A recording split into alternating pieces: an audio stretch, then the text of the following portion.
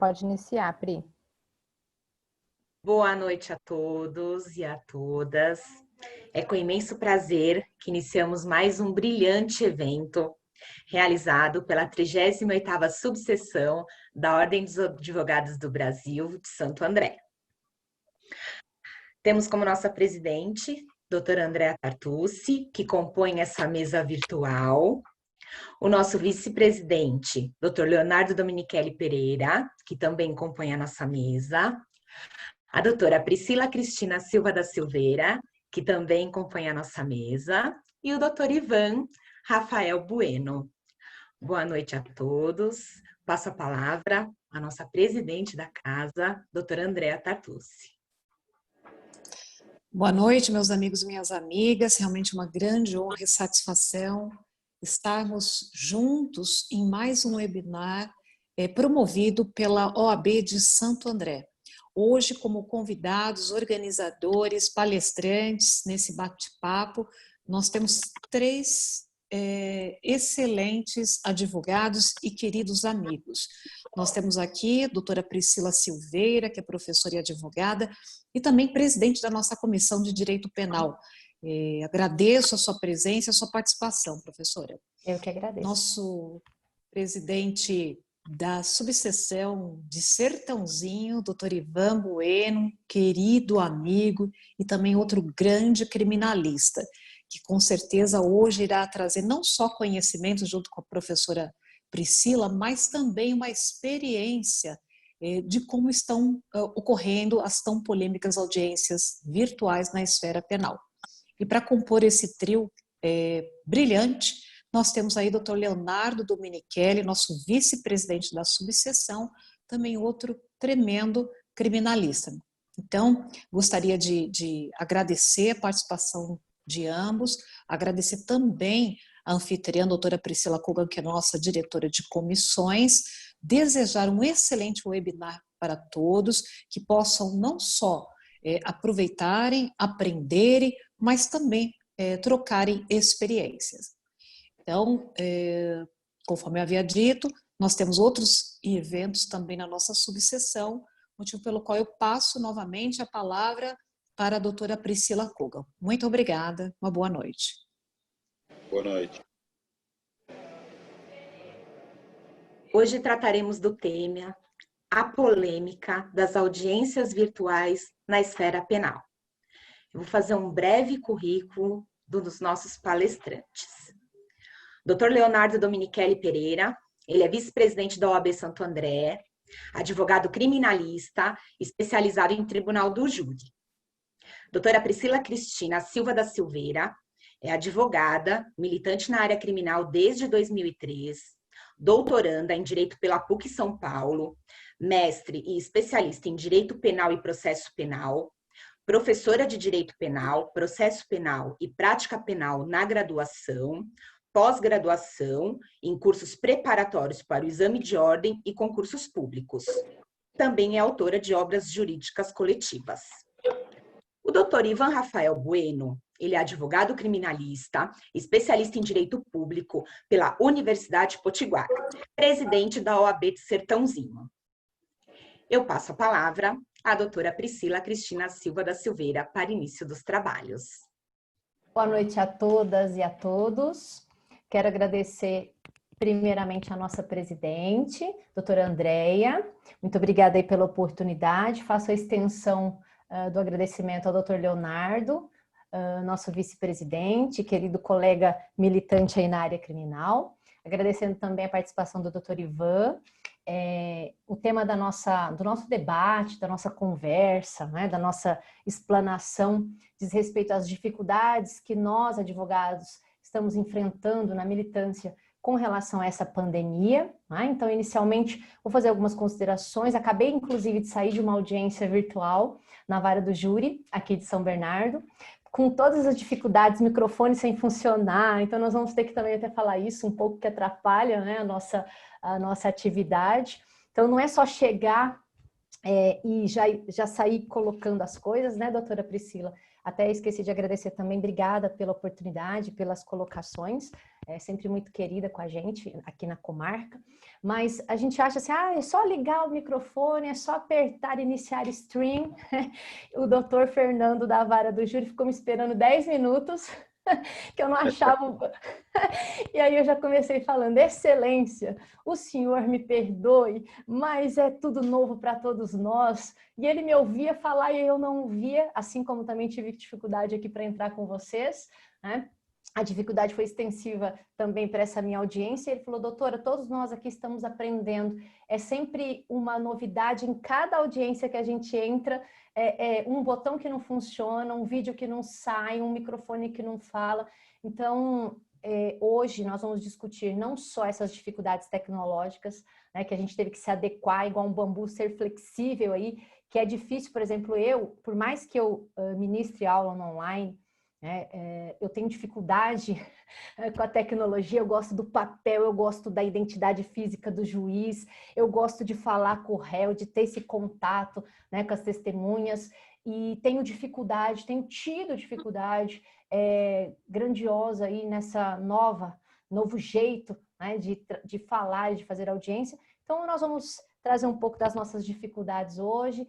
Quero também ouvir, né, um pouco aí o doutor Ivan, o doutor Leonardo, e nós vamos também poder falar um pouquinho sobre uma orientação do CNJ autorizando a possibilidade de tribunal do júri via virtual, mas nós tivemos uma pequena vedação no provimento de hoje mesmo do TJ de São Paulo, não sei se todos tomaram ciência, né? Foi até jogaram até no nosso grupo aqui da UAB de Santo André, não sei se todos os colegas tiveram ciência, que por mais que o CNJ tenha autorizado excepcionalmente o que eu já deixo de antemão registrado, que sou expressamente contra tribunal de júri via online, tá bom? Mas o CNJ não via óbice nessa possibilidade, mas o Tribunal de Justiça não acatou diretamente essa orientação e a gente pode discutir um pouquinho sobre isso. Passando então e devolvendo a palavra, Priscila, para Vossa Senhoria, para agradecendo já a oportunidade.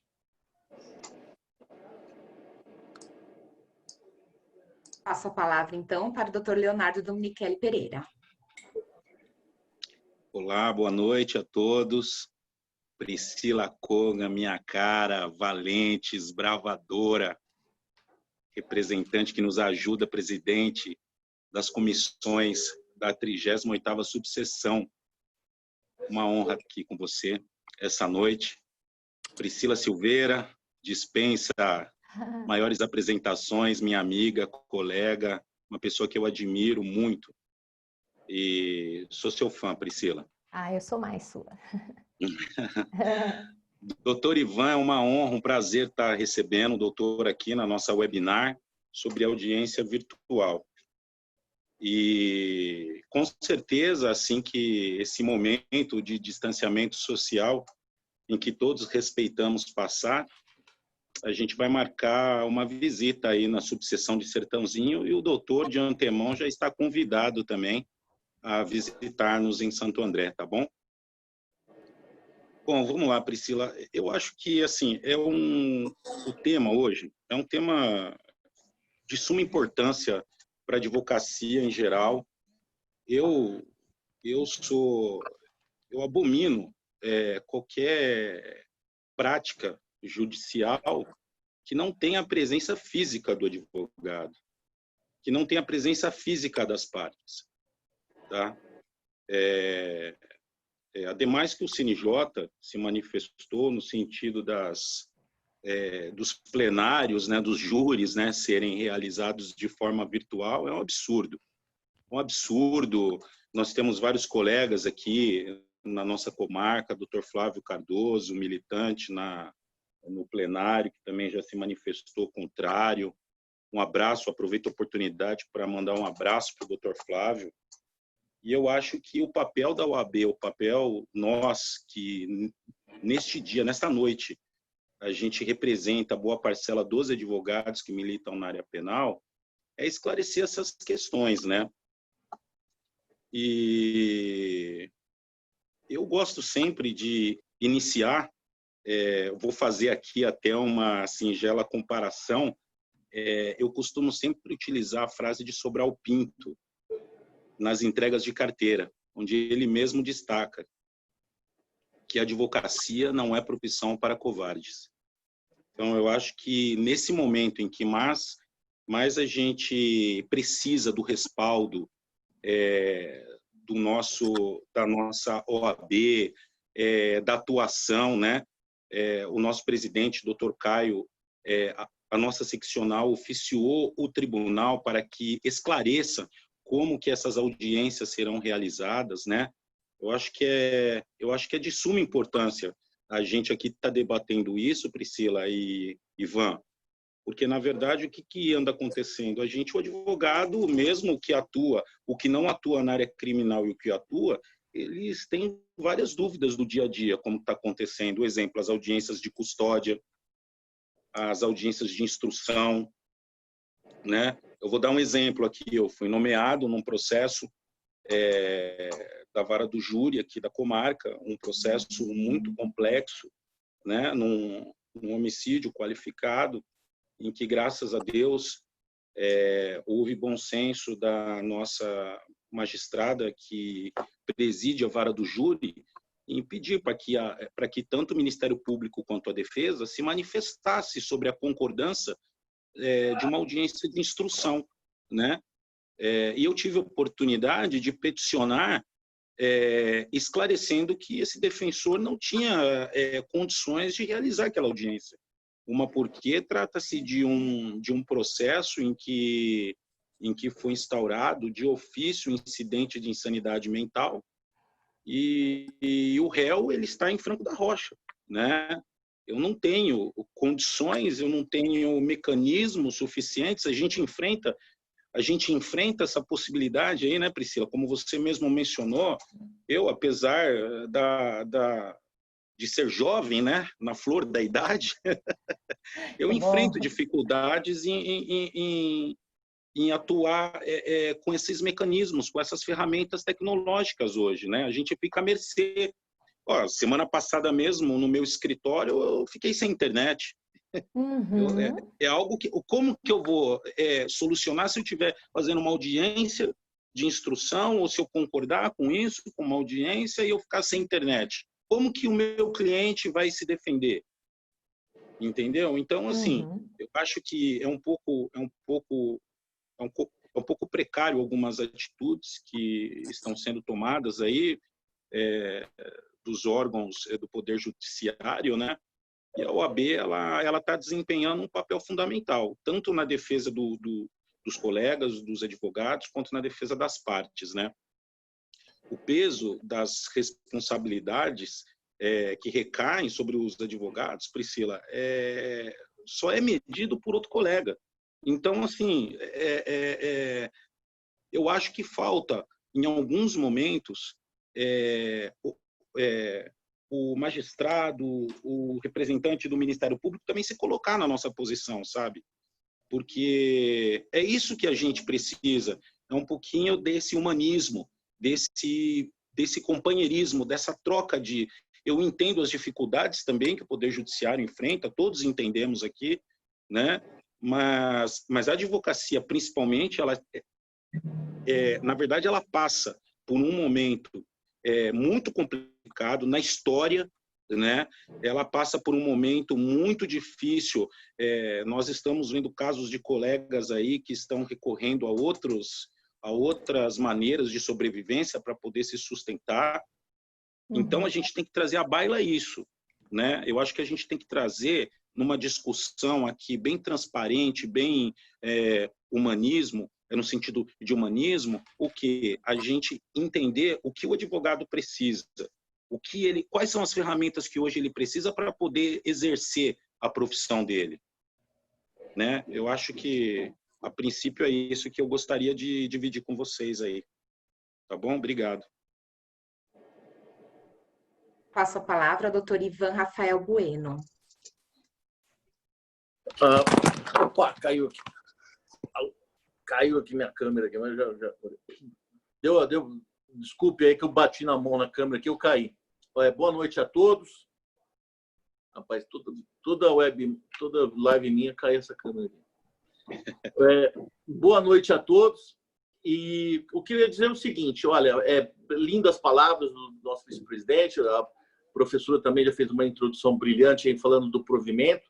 Existem colegas que não têm conhecimento do provimento, mas é justificado, natural que isso aconteça, que o provimento começou a ser divulgado hoje, né? Uhum. E eu costumo dizer o seguinte, em todas as lives eu costumo dizer o seguinte, a audiência virtual, me perdoe aí, eu suprimi os cumprimentos até pelo nosso tempo, mas sintam-se todos aí abraçados e agradecidos.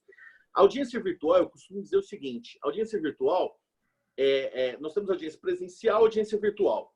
Eu costumo dizer o seguinte, uma analogia bem, às vezes, até grosseira, mas demonstra um pouco do que nós estamos vivendo. A audiência presencial é um carro normal, o freio de mão funciona, o volante funciona, você pega esse carro, sai aqui do estado de São Paulo, vai para o estado do Rio de Janeiro. A audiência virtual é o mesmo carro, só que com uma diferença, ele não tem freio e o volante dele não funciona direito. Ou seja, você até faz a sua viagem, você até sai aqui do estado de São Paulo e vai lá para o estado do Rio de Janeiro. Mas, como você não tem freio e o seu volante não está funcionando direito, durante o percurso, a probabilidade de você sofrer um acidente é muito maior do que se você estivesse com o carro em perfeitas condições de uso. Isso daí é a analogia, eu acho que mais clara entre uma audiência presencial e uma audiência virtual.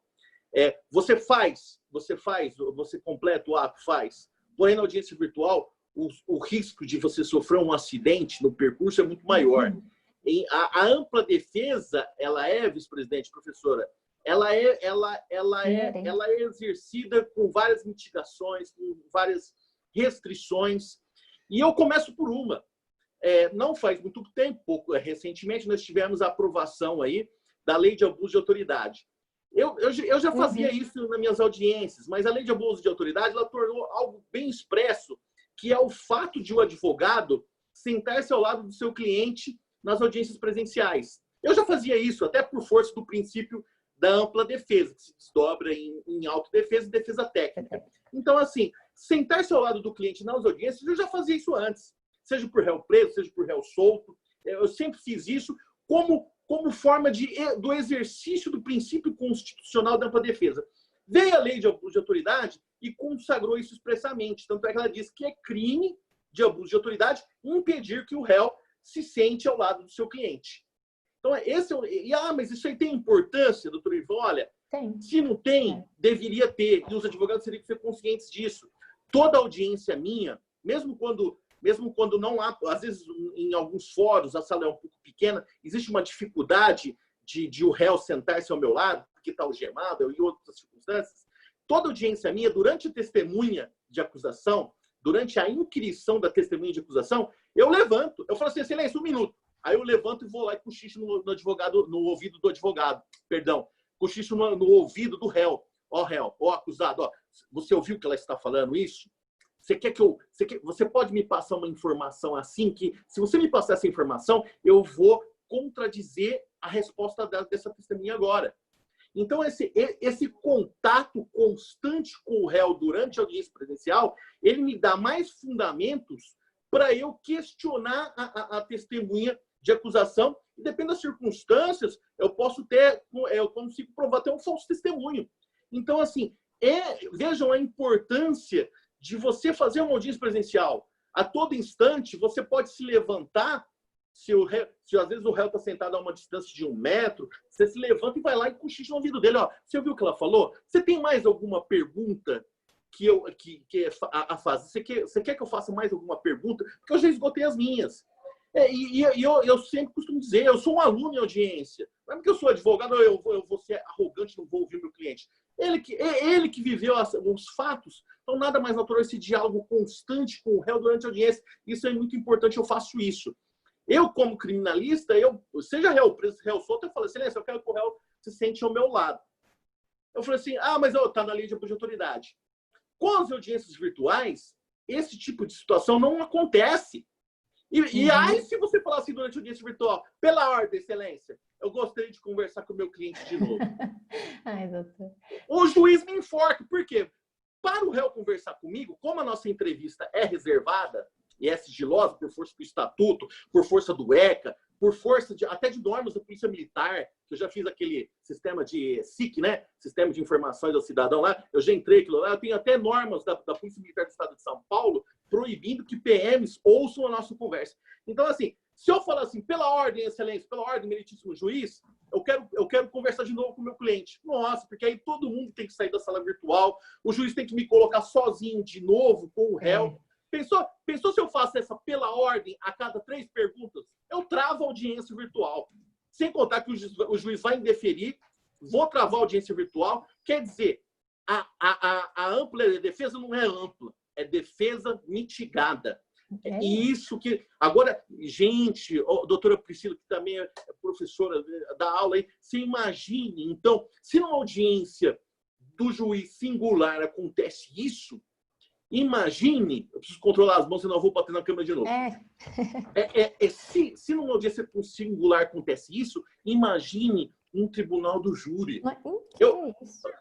Olha, então, é essa experiência que eu tenho trazido aqui. Em razão do pequeno lapso temporal que nós teremos aqui, não será possível trazer todas as peculiaridades de uma audiência virtual. Mas, assim, eu estou trazendo aqui um aspecto negativo e nós temos outros. E, vice-presidente, doutor Leonardo, um outro aspecto importante que agora entra na seara da defesa das prerrogativas.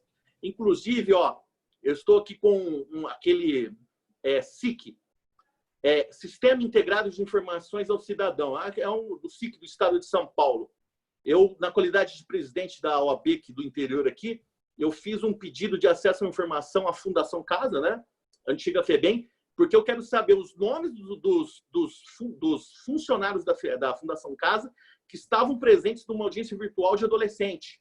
Porque uma colega minha, advogada, foi fazer uma audiência virtual de apresentação de adolescentes e ela pediu para o magistrado a conversa reservada.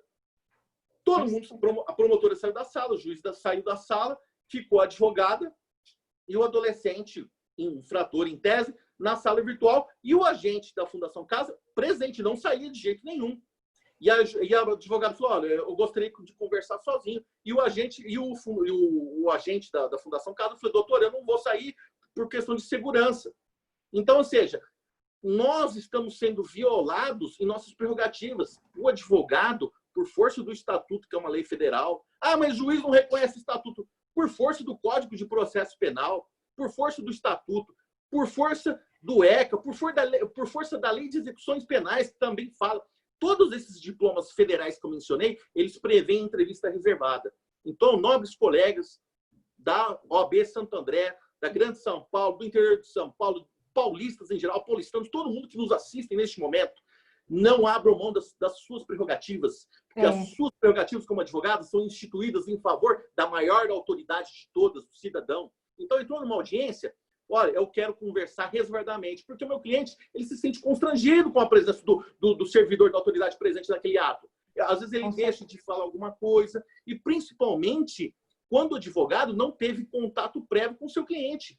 Alguns colegas, porque os estabelecimentos prisionais da SAP, eles proibiram durante um período aí, em algumas regiões, o contato físico. Agora que a gente está fazendo entrevista virtual com o CDP, com as penitenciárias, né? Mas até pouco tempo não tinha. Então, alguns colegas não tiveram contato anterior com o seu cliente. Só vão ter contato no dia da audiência. E aí chega no dia da audiência, o agente da Fundação Casa, ou o agente penitenciário, que hoje não é mais agente penitenciário, é policial penal, por força de uma mudança da Constituição Federal que nós tivemos recentemente. Eles entraram nos órgãos de segurança pública. Então, assim, exijam isso. Olha, eu quero conversar. E aí vai uma dica. O agente penitenciário não sai, o que você faz? No estado de São Paulo, tem do lado direito da tela, assim, ó, a gente tem um chat. Aquilo ali, para mim, esse é o único ponto positivo da audiência. Eu chego ali no chat e falo assim, ó, conspícuo e mavórtico magistrado. Eu já falo esse nome difícil, que o juiz nem sabe o que é, né? Eu falo assim, ó, excelência, senhor juiz, eu gostaria de conversar reservadamente, e o cliente, e o agente da Fundação Casa, ou o agente penitenciário, o atual policial penal, não sai da sala. Aí, normalmente, a diretora de cartório, o escrivã diretor, o supervisor de serviço, o tribunal muda esse termo a cada um ano, né? Mas o Código de Processo Penal e o Código de Processo Civil fala escrivão, né? Mas o tribunal gosta de colocar supervisor de serviço, chefe de cartório, eles mudam isso aí a cada 6 meses, eu já até perdi a conta, né? Então, o que acontece? Você põe ali no chat, ó, não está sendo cumprido o requisito aí do reservado com o meu cliente. Isso é importante. Se o juiz se recusar a garantir o sigilo da conversa reservada, então, pela ordem, eu quero que conste no termo de audiência. Ah, mas eu não sou obrigado a constar no termo de audiência. É sim, é sim. Artigo 405 do Código de Processo Penal. Do ocorrido em audiência será lavrado o termo em livro próprio, assinado pelo juiz pelas partes, contendo breve resumo dos fatos relevantes. Isso é um fato relevante. Então, assim, se o juiz se recusar a garantir a natureza sigilosa da entrevista, eu quero que conste em ato, porque eu vou requerer nulidade. Aí o juiz chega assim e fala, não, eu não vou constar isso, não. Vai, eu quero o artigo 405. Se ele não constar, eu gravo. Todas as minhas audiências, até mesmo as anteriores presenciais, elas eram gravadas. Então, eu gravo gravando tudo. Também. Mas eu tenho que pedir permissão? Não, o CPC, que tem aplicação por força do artigo 3º do Código de Processo Penal, você aplica o CPC de forma supletiva. Então, você pode gravar e sem pedir permissão. Primeiro, porque a audiência é pública, eu nem precisaria ter norma do CPC para gravar. Mas, se alguém questionar, você está ali, artigo 3º e tal. Se você quiser, doutor, advogado que nos assiste, se você quiser, por lealdade, você pode avisar, excelência, eu estou gravando. Eu tenho direito de gravar, mesmo que a audiência seja sigilosa. Então, pede para constar no termo de audiência, com base no artigo 405 do Código de Processo Penal, e esse artigo ele tem um similar no CPC. Pede para constar doutor e pede Ivan, nulidade. Só finalizando, eu vou finalizar em 30 segundos. E se o juiz falar assim, ó, não tem relevância de constar? Tem sim, porque senão o tribunal chega lá e fala assim, doutor, você não se manifestou em audiência, então o seu silêncio contribuiu para a nulidade. E quem contribuiu para a nulidade não pode arguí-la. Ninguém pode arguir a nulidade para qual contribuiu. Não. Aí, então você fala assim, doutor, se vossa silêncio não constar, depois o seu tribunal vai falar que eu fui omisso e contribuí para a nulidade. Então eu quero que conste. E se não constar, você grava e depois você joga a gravação lá por petição, porque documentos do processo penal podem ser juntados a qualquer fase do processo. Essa é uma dica importante, vice-presidente. Não, só uma parte, doutor Ivan. Eu gostaria apenas de ir além. Eu acho que as audiências, elas deveriam ser gravadas mesmo antes. Não é só porque se transformou em virtual, não. Deveria ser... todas as audiências, mesmo quando presenciais, já deveriam estar sendo gravadas. Entendeu? Também acho.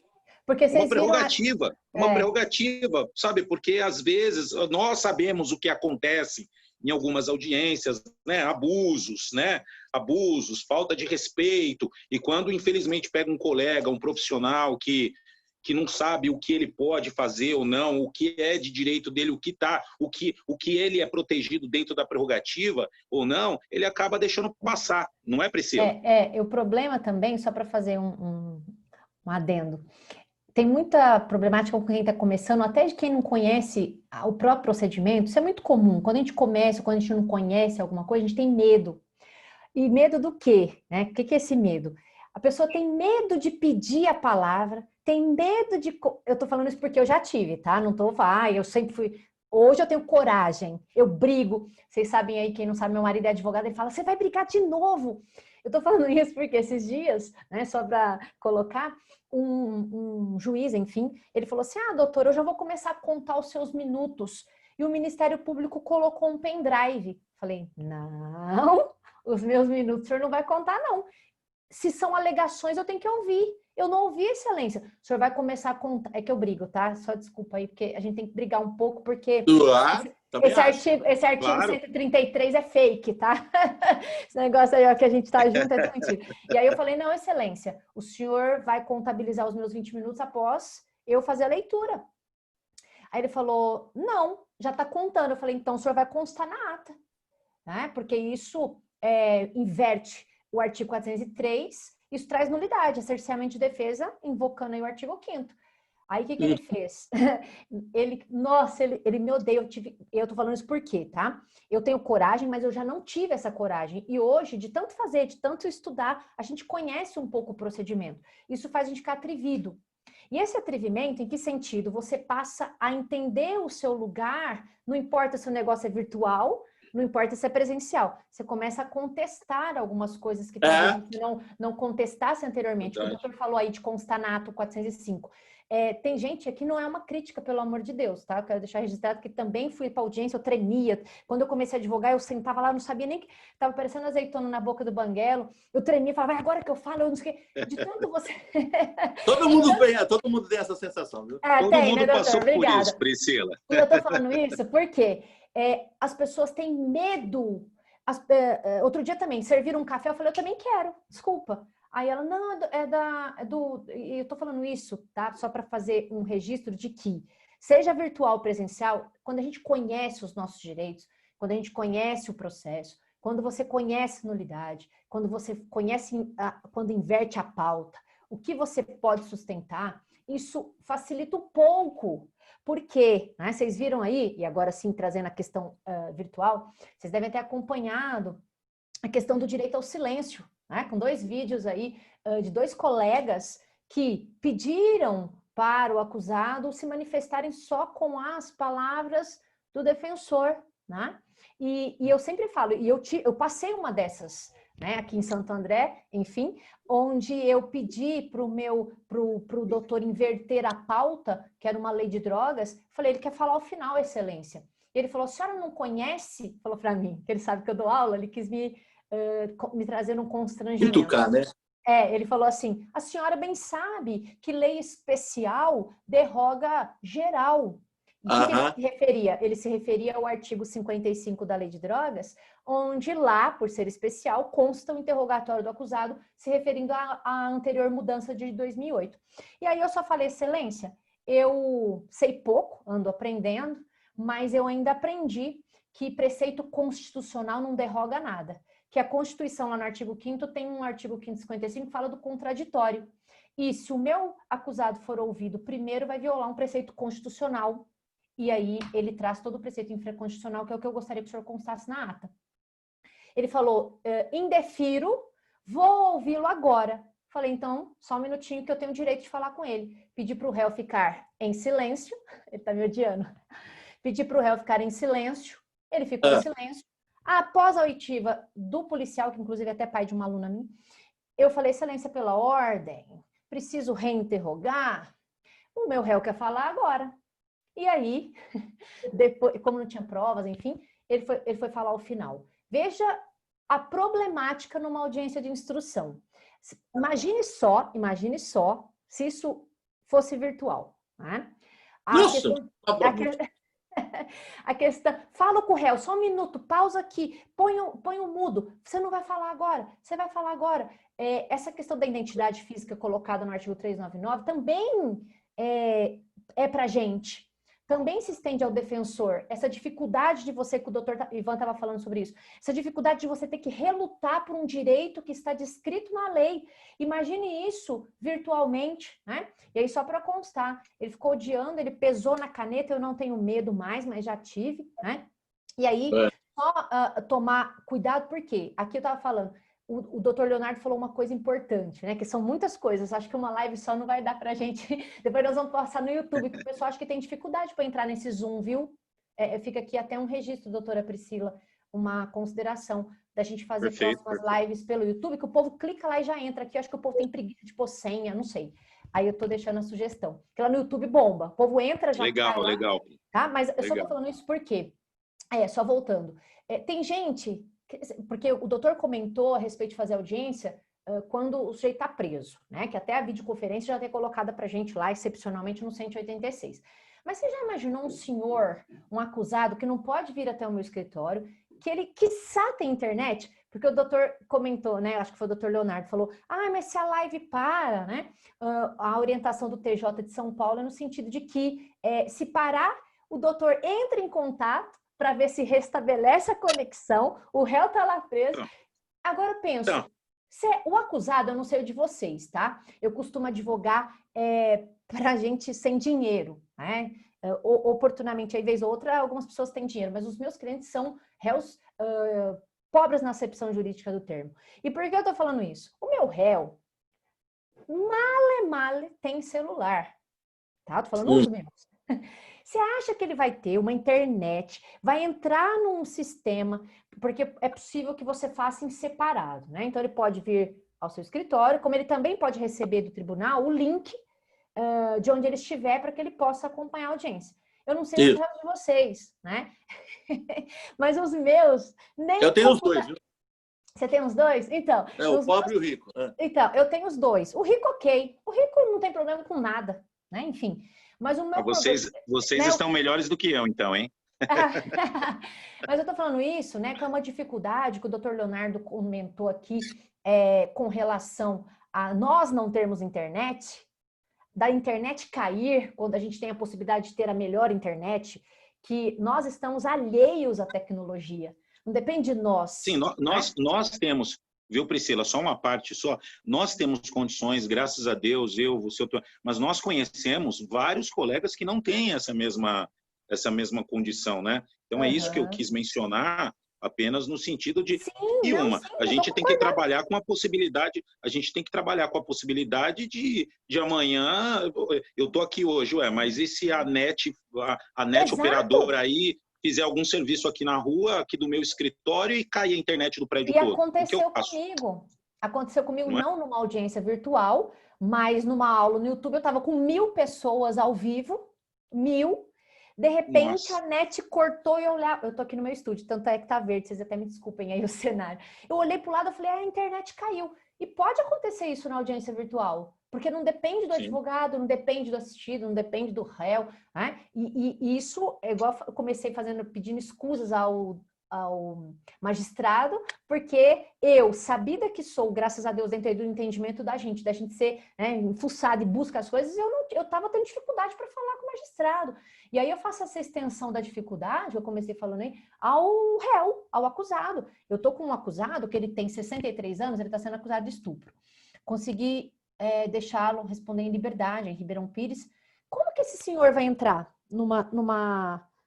Entende o que eu tô falando? A sorte que ele tá, a sorte não é bem essa palavra, mas ainda bem que ele está solto, a dificuldade talvez seja menor, porque ele pode ir até ao meu escritório. Verdade. Mas, entende? Como que esse senhor de 65 anos, e veja que idade aqui não é um problema, tá? Deixa eu deixar registrado, porque eu tenho 41 e também tenho a dificuldade, tá? Só para não ficar assim, idade não tem a ver. Eu tô falando porque ele tem uma maior dificuldade. Se eu que tô entre o papel e a tecnologia estou tendo essa dificuldade, imagina aquela pessoa que só teve o papel, que com o peticionamento eletrônico já teve a dificuldade.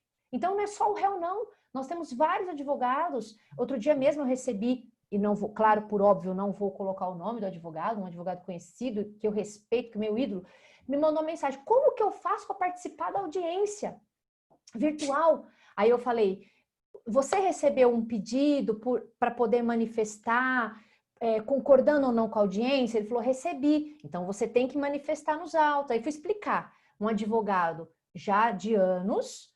que milita, inclusive, na área criminal, com dificuldade para iniciar o procedimento. Por quê? O tribunal, e aqui só para eu parar de falar, que senão só eu também vou querer falar, viu, doutor Ivan? Não, pode falar que eu estou adorando, viu? Então, para eu virei seu aluno já. Imagina. Depois você me fala que eu vou me matricular. Até parece, quem me dera. Mas só para aqui registrar, né? Estou falando dessa dificuldade. Então, a dificuldade é geral, não é só na audiência. É para entrar, é para se manifestar.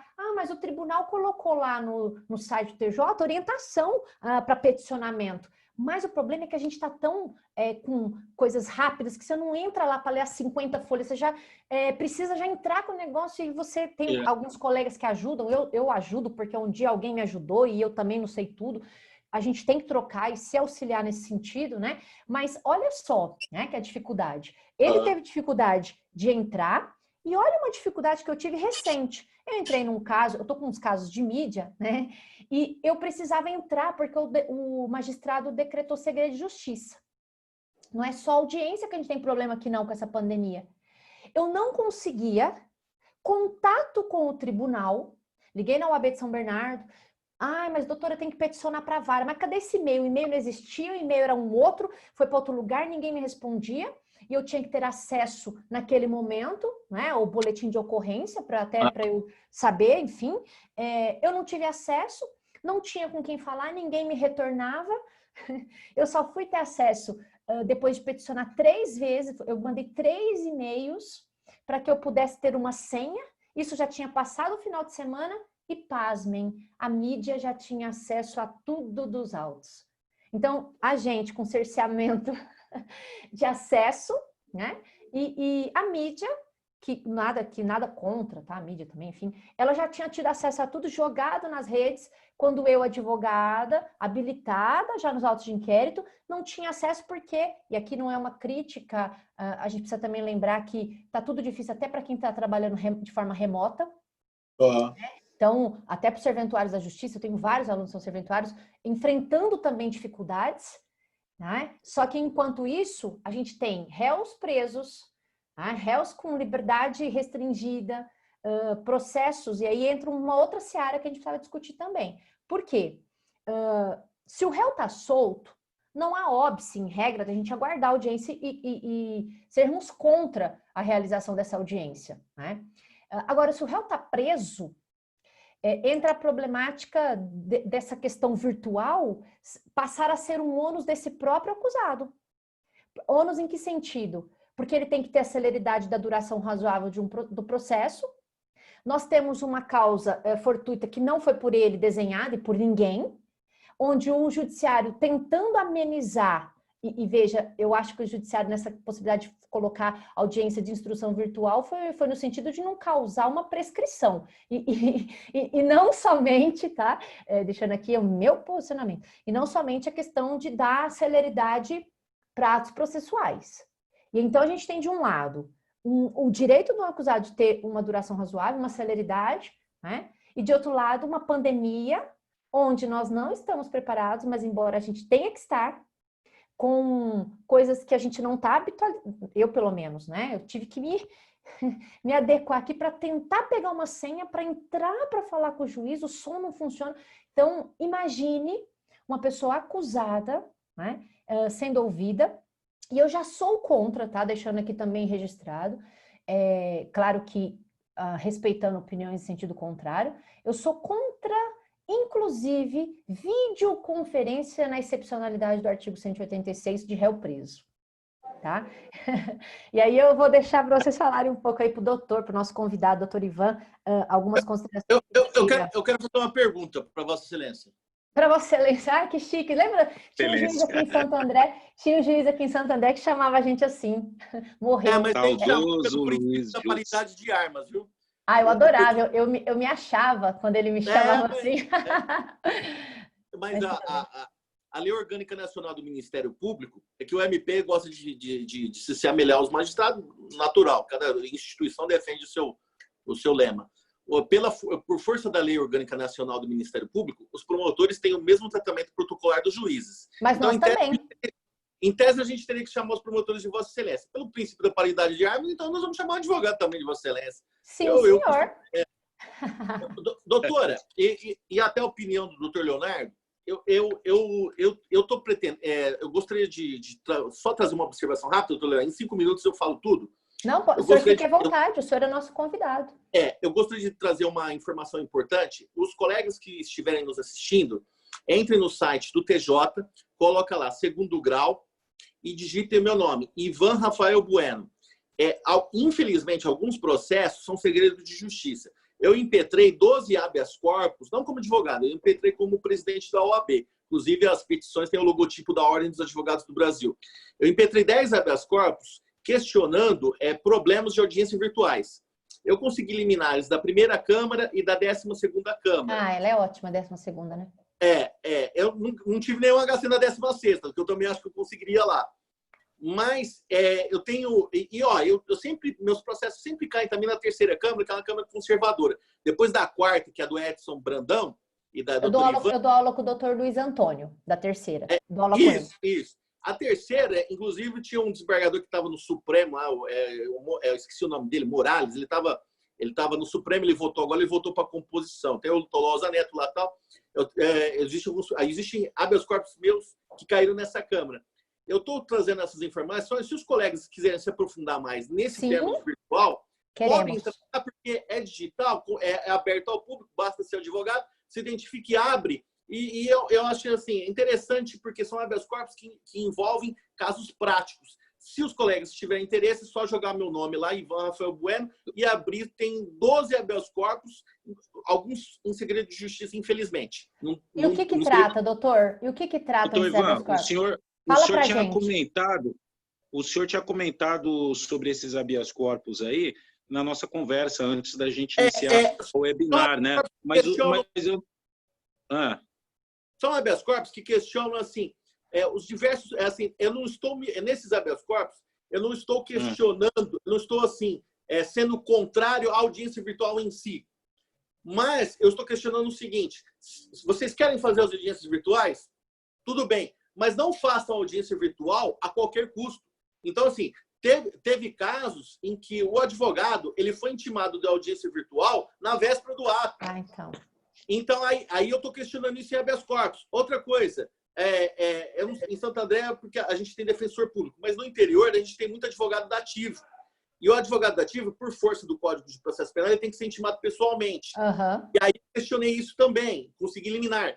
E o Código de Processo Civil, ele fala que o advogado, ele tem que ser, o Código de Processo Civil, por aplicação no processo penal, por força do artigo 3º, ele tem que ser intimado do ato com 48 horas de antecedência. E existe uma resolução do CNJ que fala que é 5. Então, eu questionei assim, várias falhas dessas audiências virtuais e consegui eliminar. Mas eu queria te fazer uma pergunta para a doutora e para o doutor, se puderem me dar uma opinião. Eu acho que esse assunto da audiência virtual, uma hora ou outra, ele vai desaguar no Supremo Tribunal Federal. E eu me lembrei aqui, em 2008, nós tivemos um julgamento do HC, o HC, em 2008, é o HC, deixa eu ver aqui, 90.900. HC do Supremo Tribunal Federal, 90.900. Nesse HC, o Supremo declarou a inconstitucionalidade da lei estadual paulista 11.819 de 2005. Essa lei estadual 11.819, ela autorizava o interrogatório por videoconferência. Aí o Supremo veio e falou assim, não, a lei estadual não pode autorizar o interrogatório por videoconferência porque compete à União disciplinar esse assunto, editar normas sobre esse assunto. E aí o que acontece? Declararam inconstitucional a lei e anularam essa ação aí. Aí eu pergunto para Vossas Excelências, mesmo em tempo de pandemia, nós podemos instituir, tudo bem, a gente pode fazer uma analogia aqui, mas aí, posteriormente, houve uma mudança do processo penal para autorizar o interrogatório por videoconferência. Depois acabou se sanando isso por uma alteração do CPP. Só que, assim, o legislador ele fala interrogatório por videoconferência, mas ele não fala expressamente inquirição de testemunhas por videoconferência. Ou ele também não fala tribunal do júri por videoconferência. Será que o Supremo ele não vai declarar inconstitucional essas normas do CNJ autorizando tribunal do júri virtual ou mesmo audiências virtuais porque compete à União legislar sobre o assunto? O que vocês acham? Ou o STF vai engolir isso daí e vai aceitar? Só tem um único problema, doutor. O artigo 22, inciso 1º da Constituição Federal, que traz do princípio da legalidade, ele coloca lá que a União só pode legislar a respeito de algumas matérias, entre elas o processo penal. Contudo, no artigo... procedimento, né? No processo penal. E aí, o que acontece? O problema está no artigo 3º do CPP. O artigo 3º do CPP, ele admite interpretação extensiva. Tá? O Código de Processo Penal admite interpretação extensiva. O problema é que a gente tem enfrentado, tá? E daí é uma questão... Eu acho que a gente nem vai chegar tanto, porque agora, dia 4 de agosto, acho que as coisas se normalizam, vão começar a se iniciar e nós não vamos ter tanta problemática até se resolver isso. O problema é que no artigo 186 ele fala da videoconferência excepcionalmente para interrogatório do réu. Isso. E admitindo uma interpretação extensiva, porque o processo penal não se preocuparia, né, em regra, com regramentos no seu procedimento, né, que não é norma de direito material, Porque se é norma de direito, porque se são normas de direito material, aí nós vamos ter as regras de direito material, a questão de não fazer nada que prejudique o acusado. Ponto. Né? Só que o que acontece aqui? Que eu acho que tem esse óbice. O problema não é só com relação ao procedimento, porque quando eu faço o interrogatório do acusado, eu acabo lidando com a liberdade dele. Então, intrinsecamente, penso que talvez pudéssemos tratar de uma norma híbrida. E se eu tenho norma híbrida, talvez tenha sido esse o voto para poder afastar a questão da videoconferência, porque na norma híbrida, quando eu tenho, de um lado, uma norma processual e ela também é penal, eu trago as regras do direito penal. E trazendo as regras do direito penal, eu trago prejuízo para o acusado. Então, nós, defensores, então agora aqui falando do lado da defesa, e é o que eu manifesto aqui, essa minha contrariedade. Como lida com liberdade, né, indiretamente, penso que não poderia admitir essa extensão interpretativa trazida por causa do cunho híbrido desse interrogatório do acusado, tá? Mas isso é uma coisa que eu defenderia. Principalmente no tribunal. Como que a gente vai fazer interpretação extensiva para o tribunal do júri? Não posso, não. E é isso que eu estou falando, não posso fazer. Porque tribunal do júri é procedimento, concorda? Só que tem a ver com a liberdade. E não só a liberdade está ali no tribunal do júri, né, doutor? Tem outros bens jurídicos que são resguardados pelo acusado. A sua intimidade, ser julgado pelos seus pares, né? Agora, a questão de fazer interpretação extensiva pela qual eu sou contrária em razão de ter o direito de ir e vir relacionado aqui, é que no tribunal do júri, como que você vai questionar a questão do segredo, na verdade, dos jurados não poderem ter acesso entre eles? Incomunicabilidade. Isso. Incomunicabilidade dos jurados. Não é nem pela possibilidade da interpretação extensiva, é pela dificuldade no próprio procedimento. Eu acho que também, doutor Ivan. Oi, desculpa, Priscila. Não, só terminando. Eu tenho dificuldade. Não, só vou terminar aqui rapidamente. Eu tenho dificuldade de fazer valer as regras processuais, inclusive. Podendo ser, de alguma forma, apontada nulidade até virtualmente. Porque eu vou fazer isso, tá? Agora aqui fazendo uma interpretação. Eu fui aplicar uma prova para os alunos, eu estava vendo eles todos. E eles estavam no celular. Ó, que nem eu tô mexendo aqui no celular, vocês estão vendo? Vocês não estão vendo. Não. Concorda? Os alunos trocaram como fala?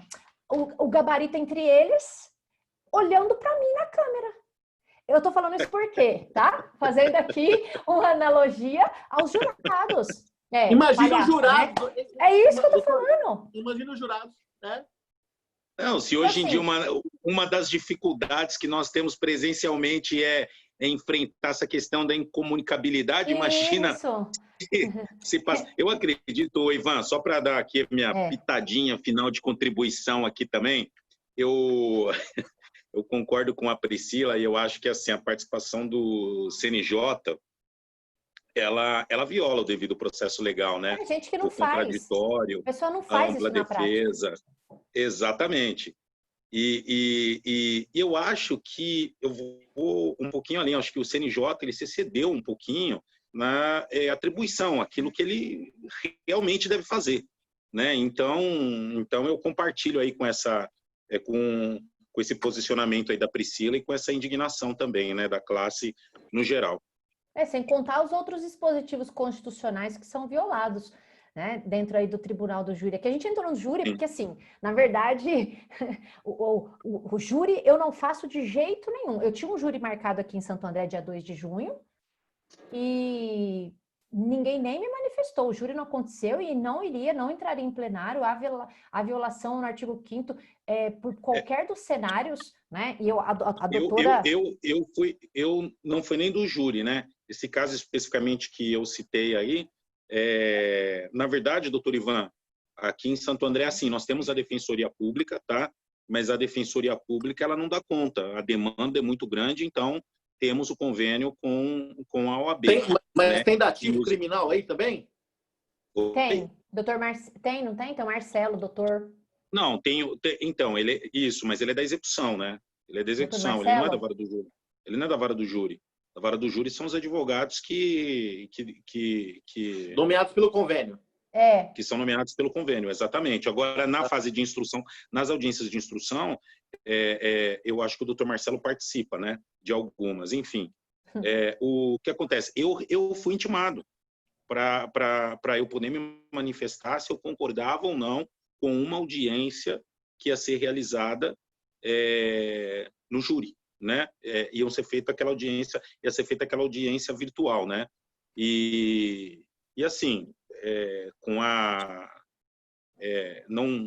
não quero deixar aqui de prestar as minhas homenagens à doutora Milena Dias, a juíza que preside a vara do júri, sempre de alto nível, uma amiga, uma professora, uma profissional ímpar, né? E foi aberto o prazo para eu me manifestar se eu concordaria ou não. Então, foi dada essa possibilidade, né? E não foi em cima da hora, não foi audiência amanhã, vindo a intimação um dia antes, enfim.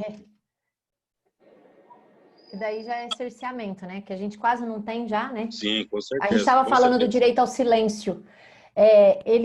A gente começou a falar do direito ao silêncio, também muita coisa, né? Volta, doutor Ivan, sempre... A gente vai ter que fazer outra live, viu, doutor Ivan? Você já fica aqui, deixa eu registrar o convite. Eu não derrubo... se sintam-se privilegiados, porque toda a live minha eu derrubo a câmera, viu? Ah, não, fica tranquilo. Eu tenho um estúdio também, eu quero fazer no estúdio, eu tenho um estúdio meu lá, mas o meu fundo é azul, vai ficar bonito igual da professora aí, viu? Aí o meu foi por necessidade, viu? Eu tive que fazer aqui, enfim, o meu é verde, o meu chroma key. Depois a gente pode trocar figurinha. Mas só para dizer aqui em relação ao direito ao silêncio, né? Que virtualmente, só para a gente, eu não sei se a gente tem mais tempo, doutora Priscila, eu nunca fiz live, eu não sei como vocês cronometram aí, se cai. Temos sim, temos tempo. Ah, temos, tá. Só para colocar aqui a questão do direito ao silêncio, né, que eu comentei, eu fiz aí um comentário no interrogatório, né, que foi um juiz aqui de Santo André, enfim, mas vocês viram esses vídeos, 2 vídeos que circularam pela internet, falando, né, deixando claro uma mitigação à questão do princípio do nemo tenetur si deteger, né, que está colocado para a gente lá no artigo 5º. Né? Isso que foi virtual foi colocado... Da juíza de Santos? Da juíza de Santos? Foram 2, uma de Santos... A juíza federal de Santos? E o outro, eu não sei... Foram 2, que inclusive o doutor Marinho, que juntamente com o Mauro, né, na CIF, eles têm um canal, enfim, e eles divulgaram lá, e tinha gente ainda defendendo a magistrada, com todo respeito, né, com um interrogatório inquisitivo, né, inquisição. Eu tô falando isso porque isso é coisa que o advogado que atua na área criminal, só para a gente aproveitar para falar das dificuldades da pandemia, e a gente tem que estar sempre estudando, né, doutores e doutoras. A gente tem que estar sempre estudando, porque conhecendo um pouquinho do procedimento, a gente já é escrachado né, na audiência. E eu estou falando isso porque o defensor público pontuou muito bem lá no momento. Ele falou, não, doutora, a senhora está mudando o interrogatório. A gente interroga, a senhora complementa, a senhora pergunta a qualificação, que o interrogatório é bifurcado, né? Ele tem 2 momentos. A qualificação do acusado, ele não pode mentir, a senhora está perguntando, o resto é para a gente. Aí ela falou, de jeito nenhum. Se eu não estou perguntando, eu pergunto e se eu não estiver satisfeito, se eu estiver satisfeito, eu pergunto se os senhores querem complementar, invertendo totalmente, né, a questão dada pelo Código de Processo Penal. E eu estou falando isso porque se fosse a Priscila que estivesse na primeira audiência, eu falaria o seguinte, a senhora tem toda a razão, ele vai falar só com o que a senhora... Não, excelência, fica... Tudo bem, excelência, sem problemas, sem perguntas, sem... Eu tô falando isso porque hoje, sabendo que ele tem direito ao silêncio, que ele vai responder as perguntas que ele quiser, tem até... O STF se posiciona nessa questão dele poder também bifurcar o seu silêncio, ele fala com quem ele quiser responder. E o fato dele responder a um, não causa óbvio se a resposta dele é ao outro, né? O Código de Processo não fala isso. O Código de Processo fala que o direito ao silêncio se desdobra da não autoincriminação. e ele responde a pergunta que ele se sentir confortável para responder. Se ele não quiser responder ao juízo, que ele não faça. Se ele não quiser responder ao Ministério Público, que assim ele também não faça, que é um direito dele falar só para o defensor, que é o exercício da não autoincriminação, que se desdobra lá do artigo 5º, 53. Então, aí essa juíza, né, e foi uma problemática encontrada virtualmente, porque é uma coisa que está acontecendo com muita frequência nas audiências de instrução. Então aqui, né, a nossa live ela veio para tratar de problemáticas com relação à pandemia, mas são problemas que aconteceram e acontecem virtualmente, presencialmente, peticionando, porque doutor Ivan, né, doutor Leonardo, doutora Priscila, os demais aí que estão nos acompanhando, eu tô vendo aqui no chat que o pessoal tá gostando, parabenizando, agradeço aí já de antemão também a presença de todos. A problemática do advogado criminalista é que ele é colocado, o doutor falou de sentar ao lado, né, mas sempre sentando ao lado para defendê-lo, né? Eu não sei se vocês, se vossas excelências, né, como diz o doutor aí, concordam, nós somos colocados tal como fôssemos o próprio acusado, né? Então, quando a gente senta, né, doutor, ao lado do acusado, eu tô falando isso, tá? Porque sem colocar nomes aqui de juízes, claro, porque não é para trazer constrangimento, né, do aula com um monte aí. Uma outra oportunidade, eu vou fazer um júri, que quando eu estava defendendo o acusado, a juíza nem nos meus olhos olhou. Falou, agradecer a doutora Priscila, tal. O Ministério Público, tal. Numa outra oportunidade, eu entrei como assistente de acusação. Eu quero agradecer a doutora Priscila, professora Babs Blasio. Eu estou falando que diferença tem quando você advoga, né, e virtualmente, presencialmente, que essa problemática é do direito penal como um todo, do advogado criminalista, que dificuldade que é para a gente advogar, não é? O senhor invocou aí a prerrogativa, eu fui xingada num plenário, numa outra oportunidade, né? Eu rebati, eu respondi, foi um problema. Uma pessoa falou que eu estava saindo com um juiz, por isso que eu estava conseguindo o deferimento dos pedidos. Nossa, né? Falou isso? Falou. E eu falei para ela que, ela falou que eu tinha o corpo. Como é que ela falou? Ela falou que eu tinha o... Como é que ela falou, gente? Eu tinha atributos físicos. E que por isso que eu estava conseguindo o deferimento pleiteado, que eu pedi para dissolver o conselho de sentença, né, que eu não tive acesso a uma prova. E aí isso, ela me difamou, ela me caluniou, ela imputou um fato criminoso contra mim. Priscila, mas o que tem a ver com a live, o que tem a ver com a pandemia? Tem a ver porque você imagina isso acontecendo virtualmente. Depois que a gente está na internet, tá fácil eu xingar, tá fácil eu criar coragem. Doutora, posso fazer uma claro. No Tribunal do Júri a gente tem a parte, né? Doutor Leonardo, juiz presidente, Leonardo, me conceda uma parte a doutora Priscila de 30 segundos. Inclusive, nos júris nossos, tem uma polêmica em se a parte eu tenho que pedir ao juiz presidente ou eu faço direto. Todo júri eu brigo. Só uma parte, doutora Priscila, senão eu vou esquecer que eu tô ficando... minha idade, minha memória já está... Não, fica à vontade. Nós tivemos recentemente, inclusive eu estourei um processo pela prerrogativas.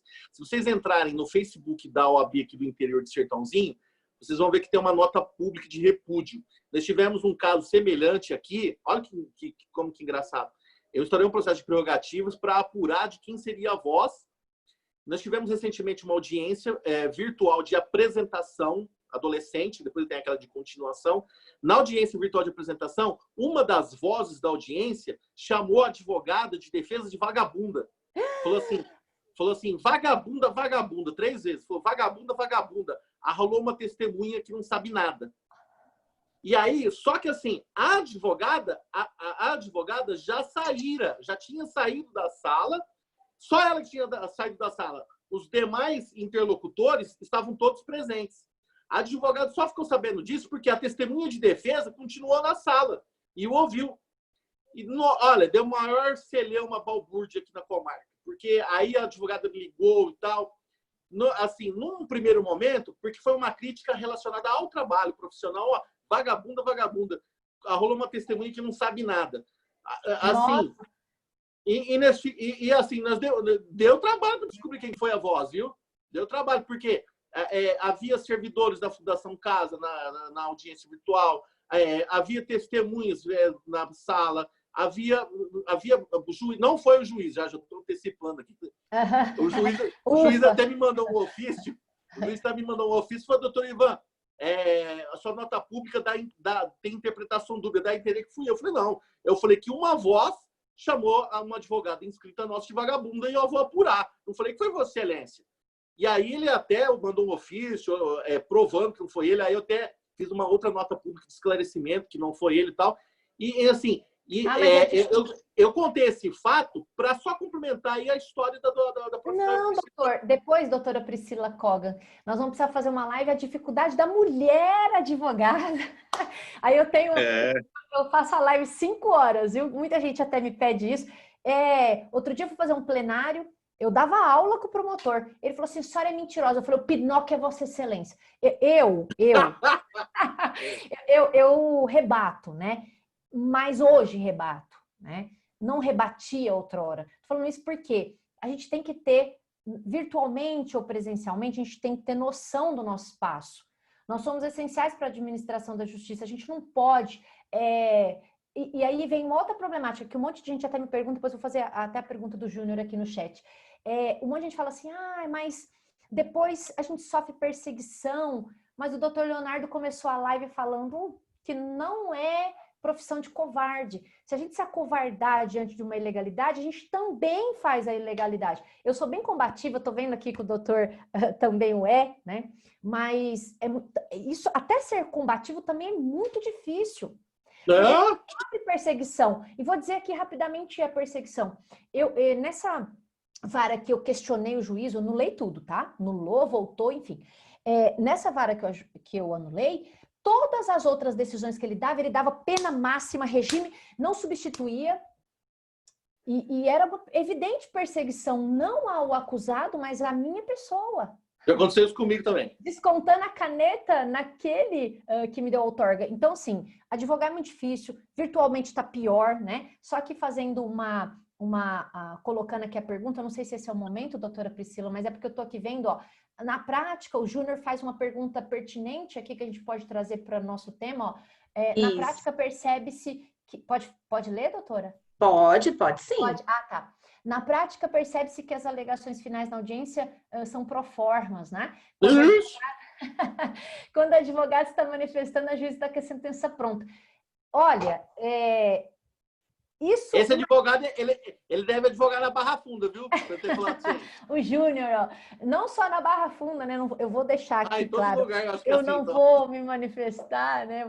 Vou exercer o direito a não autoincriminação nem só a minha, como de terceiros. Mas teve uma comarca que eu fui fazer, que eu estava fazendo as alegações. Quando eu falei, é o que a defesa requer, fez o juiz nem me ouviu, ele saiu, ele não me ouviu, e isso virtualmente tem o lado bom. Porque virtualmente ele fica corajoso naquilo que ele desconhece, porque eu posso só fazer crer que aquela juíza cerceou o silêncio porque ela não sabia. Porque ele vai ficar lá. O proforma aí, ele vai ficar lá ouvindo, mas dificilmente eles nos ouvem. Imagina virtualmente, gente, que, por exemplo, eu tô falando aqui com vocês, eu tô peticionando, tá? Me desculpe, eu consigo fazer 1000 coisas. O do juiz estava esperando a minha petição, eu tô peticionando. Imagina o juiz. Você acha que ele vai estar te ouvindo, né? Que o Júnior tá falando ali. Imagina virtualmente. Se ele já... E aqui, não tô falando de forma para todos, né? A gente tem ótimos juízes, como temos também maus profissionais em todas as áreas, inclusive, infelizmente, na nossa, né? Mas eu tô falando assim, o juiz, ele tá lá com a tela aberta, fingindo que tá te ouvindo. Quando, na verdade, presencialmente e virtualmente, aquilo até quando eu comecei o doutorado, isso era uma coisa que eu queria questionar. Depois mudei de ideia, então vou falar sobre mídia, enfim. Por quê? Nós temos 10 dias para fazer resposta à acusação, né, Júnior? E temos 20 minutos para fazer a defesa do acusado. Nós temos 10 dias para pedir uma coisa que é um elefante branco, que é a resposta à acusação, absolvição sumária. E temos 20 minutos para fazer a defesa do sujeito. Eu acho que isso é um evidente cerceamento. Imagina virtualmente que o cara não está nem te ouvindo. Vamos esperar aí sentenças. Eu costumo falar assim, ó, absolve 386. Não estou nem mais fundamentando tanto, porque exatamente como foi colocado pelo Júnior, alguns, né, para a gente não falar todos, por evidente que nós estaremos sendo até desonestos, mas injustos. Alguns juízes tão pouco se lixando para o que você está falando. Né? Eu tenho alunos que sentenciam para os juízes. Então, a gente tem um mau profissional em toda a área, gente. E isso é difícil demais para um advogado criminalista. Porque além deles acharem que a gente é o acusado, achar que o sujeito precisa ser condenado, que não tem que ter garantia constitucional de contraditório de ampla defesa. Eu vi agora recentemente, não sei se os senhores e as senhoras viram, uma orientação de um magistrado aqui do estado de São Paulo, mandando mudar a sentença e adequar ao caso, porque Eu vi.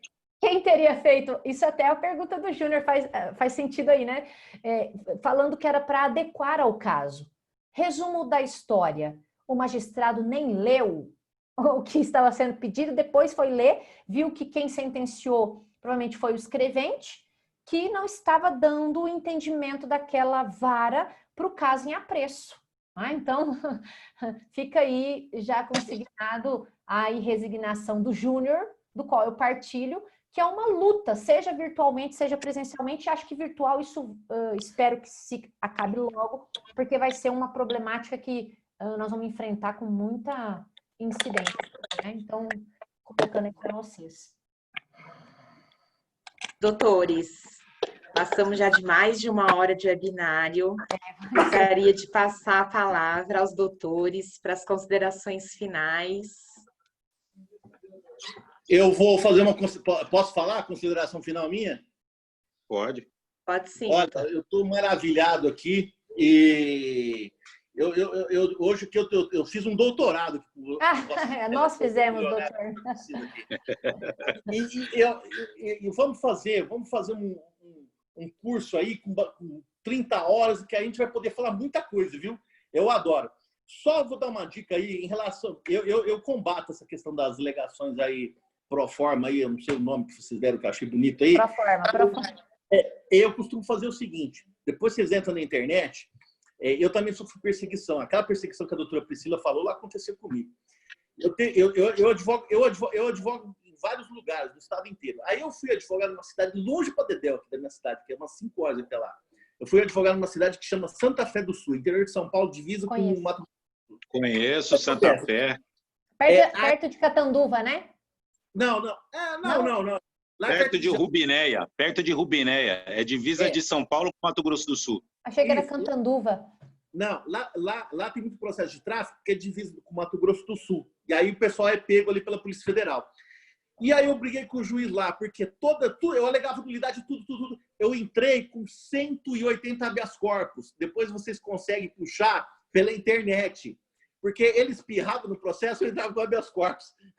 Aí, depois... não vai dar tempo de contar essa história, porque teve um desembargador que... desses 180 eu ganhei 2 só. Um foi o Lewandowski, que soltou meu cliente, e o outro foi um desembargador Moreira Silva, nem sei se ele é desembargador. É assim, ele me deu uma liminar para não algemar meu cliente. E aí, o que acontece?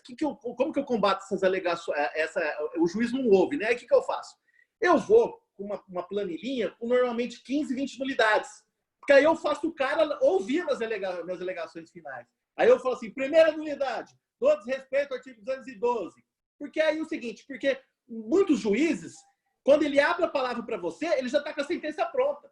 Aí eu alegando 15, 20 nulidades, eu faço o juiz mudar. Aí eu falo assim, primeira nulidade do artigo 212, segunda nulidade da quebra... E aí eu vou falando, a gente vai questionando tudo que der para questionar, eu questiono. Porque aí você faz o juiz trabalhar. Então, eles não querem fazer a sentença... Tem que mudar, porque... né? Eles vão ouvindo a testemunha e já vai sentenciando. Eu falei, comigo não. Eu falei, Vossa Excelência já está assim. Outro dia eu falei na audiência, a testemunha de acusação estava falando, eu falei, Vossa Excelência está já sentenciando? porque eu vou alegar 20 nulidades, viu? Inclusive uma das nulidades que a sentença já está pronta. Rapaz, ele queria me dar voz de prisão por desacato. Eu falei, não, Excelência, jamais.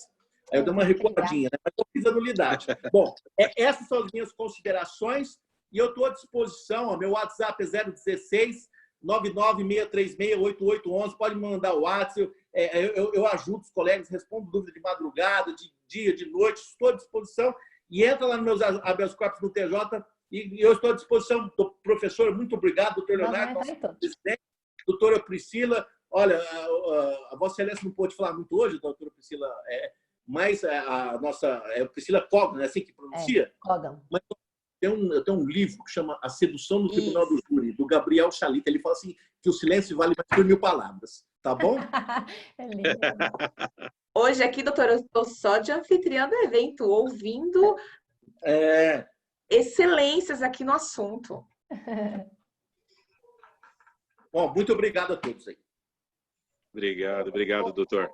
Eu vou fazer aqui minhas considerações finais, só fazendo um parêntese, doutor, que o senhor falou que fez 180, impetrou 180 habeas corpus. Uma outra oportunidade, um juiz do interior de São Paulo, ele tinha indeferido a liberdade até então, né, estava pedindo liberdade provisória, e ele falou o seguinte, que ficava desde logo registrado que possíveis pedidos de liberdade já estariam indeferidos. O senhor já viu decisão nesse sentido? Eu pedi a liberdade provisória.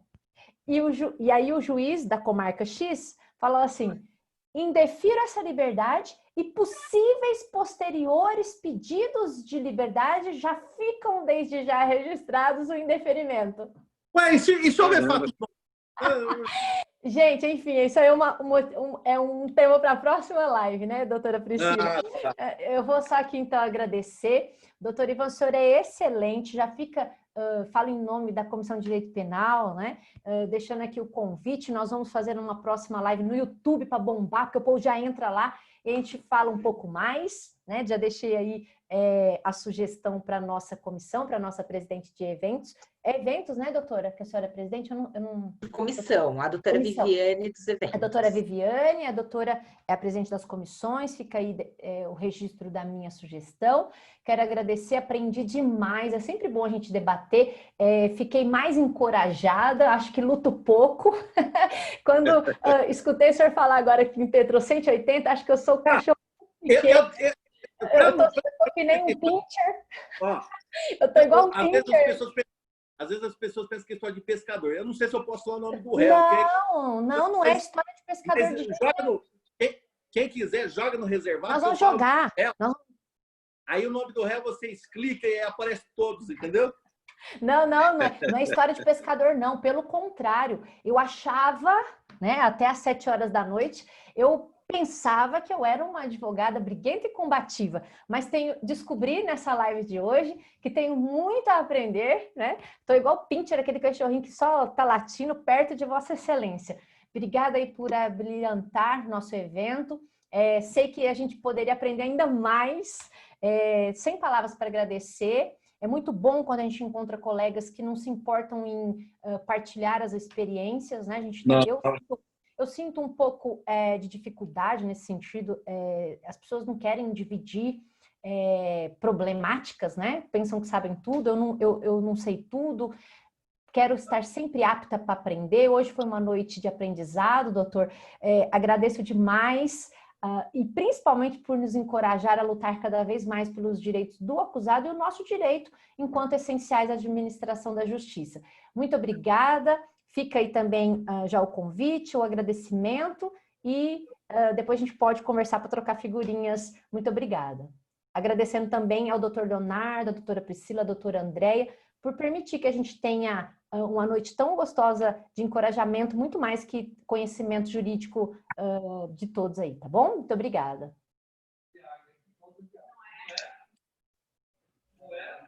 Doutor Eduardo, agora é o doutor Leonardo. Doutor Leonardo. Não, serei breve. Doutor Leonardo, antes de encerrar, só vou fazer um convite. Doutor Ivan, muito obrigado pela participação. Oi? Eu só vou fazer um convite. A próxima semana, a gente faz um evento tradicional que nós chamamos de Semana Jurídica. Eu vou convidar a doutora Priscila e vem com a excelência do doutor Leonardo, os dois fazem um debate. Aqui a gente tem 7 faculdades aqui, porque Sertãozinho é colado com Ribeirão Preto. É tipo... Eu conheço, minha família de Ribeirão Preto. Cidades vizinhas aqui. Cidades vizinhas. A gente tem uma faculdade de Direito de Sertãozinho e tem 7 em Ribeirão Preto. E quando eu faço esse evento, eu faço até fora da Casa da Advocacia, porque eu pego um auditório maior. Aí vocês vêm para cá para brilhantar, tá? Desculpa. Vamos sim, vamos sim. Eu já aceitei. Bom, Priscila, Ivan, Priscila Kogan, também minha amiga, e a doutora Andreia, né? Muito obrigado aí pela participação. Gostaria apenas de encerrar da mesma forma que eu iniciei, com Sobral Pinto. A advocacia não é profissão para covardes, né? E hoje tivemos prova disso, que somos 3 profissionais aguerridos, que acreditamos ainda na nossa profissão, amamos o que fazemos, e essa mensagem principal que a gente tem que passar. Nós nunca deixaremos de ser o elo entre o povo e o poder judiciário. Nunca deixaremos. E eu gostaria só de uma reflexão, de encerrar apenas com a seguinte mensagem. Hoje, dia 6 de julho de 2020, em São Paulo, shoppings, bares, clubes estão abertos ou estão reabrindo. E os fóruns e os tribunais continuam fechados. Um beijo a todos, que Deus abençoe vocês. Uma excelente noite. Obrigado. Muito obrigada a todos os palestrantes. A 38ª Subseção agradece imensamente. Obrigada a todos que participaram dessa live. Damos por encerrados os trabalhos. Boa noite. Obrigada, boa noite. Boa noite. Eu que agradeço. Boa noite.